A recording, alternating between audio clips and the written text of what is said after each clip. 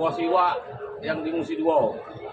Kalau dia perlu bantuan, kita melok jual kenyong, melok nyang-nyangnya.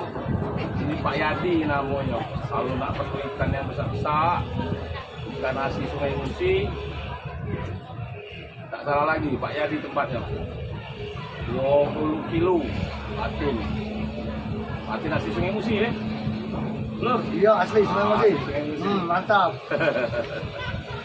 Allah, alangkah besarnya guys. Nah, nah, ini bagian eksekusinya. Ini yang paling berat berapa kak? Yang paling besar ini kalau Bang Susung nyebur ini tumburnya 12 kilo. patin be tapi dijual uangnya dah. Nah, ini yang dijual patinnya be, uangnya dah.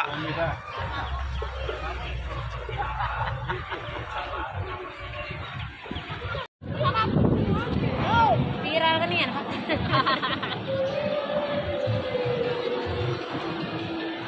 Lama berberat.